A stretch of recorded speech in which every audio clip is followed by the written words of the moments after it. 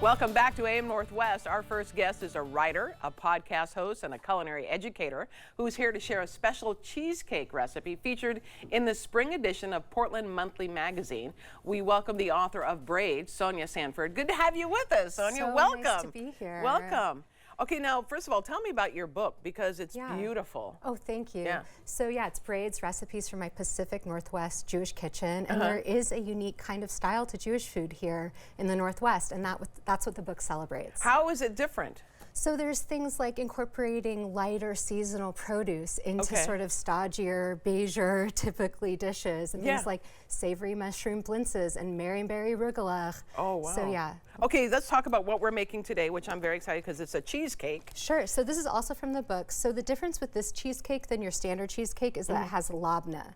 Labneh is a strained yogurt. I made some the other night, and you can just strain it in cheesecloth in a sieve. But you can also buy labneh pre-made at so many specialty food stores. Now, I've made tzatziki, Yeah. with the yogurt and drained it like that. Is it similar, just minus the herbs? Well, you can just take any yogurt, any regular yogurt, yogurt, put it in cheesecloth, put it in a sieve, strain it overnight, and that thickens it. You can see how much liquid is in there. Oh, yeah. So that will just make it almost like Greek yogurt, but thicker, and that's gonna actually lighten our cheesecake. Ooh. And we're gonna start by making a crust. So I'm actually gonna have you do something. Yes, I'm game. You don't need special equipment. I see that this is available. So the other side of that, the flat side of the meat mallet, you wanna spin it around, and now why don't you bash up our graham crackers. These are just regular graham crackers. Okay. And this is gonna be the basis of our crust. A pretty simple graham cracker crust. You could use gluten-free, you could find gluten-free cookies. So this is a really easy recipe to modify. That's about good. Yeah, I think you think that's okay? That's okay. It doesn't have I was going to say I should loan this to Angelica to do this for she's irritated with her husband or myself leaving the shoes. Okay, there we go. It's a great way to get your aggression out. Yes, that's exactly. for sure. So all you do is then plop that in a bowl. I'm gonna hand it over to you. Yes. And then you add some melted butter. You can just throw that right in. You bet. And some sugar, I'll toss it in. Okay. And you can use a spoon to just start mixing that up. Yes. You can also do this with your hands. So you wanna just get it incorporated till it looks like it's wet sand. That's like the texture, you know? It starts to clump together and get wet. I have to talk to you too about your Instagram. Yes. I have an issue. Uh-oh, what's the issue? I have an issue because it's basically food porn. And I want to make everything you post because it's just so beautiful. I mean, you really do. It's not just about the food and the taste, it's about how beautiful it looks, isn't it? Well, thank you. I think we eat with our eyes, and luckily in the Northwest, we have so much beautiful produce. It makes my job easy. Okay, you can just throw that into that pie tin. You think it's ready? Okay. I think it's fine. It can be a little clumpy, it can be a little loose for this particular recipe. I love to make this in a springform pan like we have over there, but if you don't have a springform pan, then a pie pan is perfectly fine. Okay. And then my trick for evening it out is to use the back of a measuring cup and just sort of get it in an even layer. Oh, sure. And again, we don't need to be too fussy, too perfect about this. This is meant to be kind of a loose, crumbly crust. Oh, sure, okay.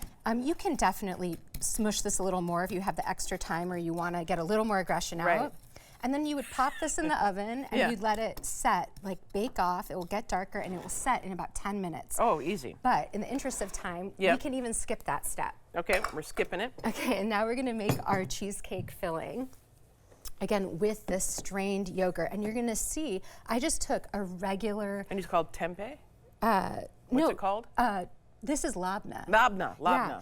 I just took a regular quart of yogurt, just your average quart of yogurt. I put that in a strainer overnight.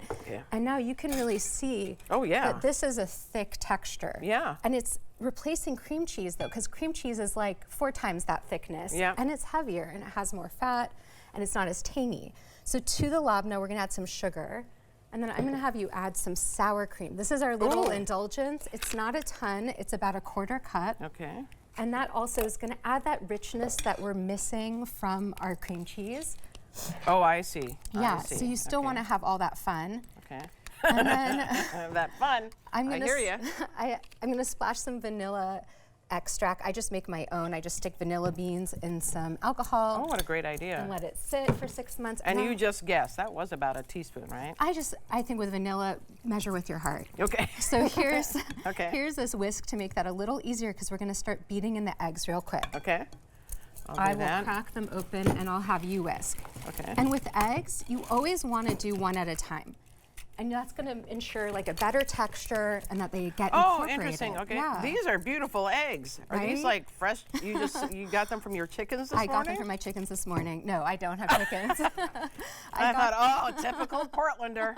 Here we go. She's got her chickens. Okay. That is the dream. Yes. They are pasture-raised eggs, and I love their color. Yes. They do create a really nice color. So yeah, mix, mix, mix, and again, one at a time, so it really creates a velvety texture. Okay. And then the last one, and then we're all done with that. Okay.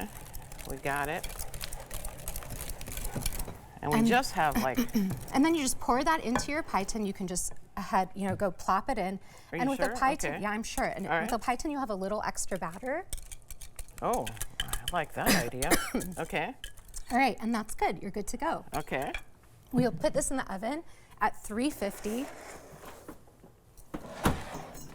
At 350 for 20 to 25 minutes. Okay. And then now, let's pop this open because I use, like I said, I love using a spring form for this. Oh yeah, that's a good idea. Yeah. It makes it a little easier to see and to slice. Yeah. And then I love to top my cheesecakes with fruit sauce. I don't know about you. Well, sounds good to me. This is a strawberry sauce. It's also in the recipe. It's real simple. You can take even frozen strawberries or fresh, and you add a little sugar. You thicken it with a tiny bit of cornstarch, and that's it. Oh, I see it. Yeah. Okay. Yeah. And then you have like the nice fruitiness, tartness of the strawberries with the gosh. tangy labneh. Oh my gosh, that's Definitely want to try. Go dig right in. Here, do you mind? Yeah, do you mind if I do that? No, I want to add a little strawberry to your bite. Look, I'm making a mess here. Yeah. If there we it's go. messy, means it's good. Mm-hmm. Oh wow. Mm-hmm. The lightness and the creaminess of the labneh really makes the cheesecake silky. That is wonderful.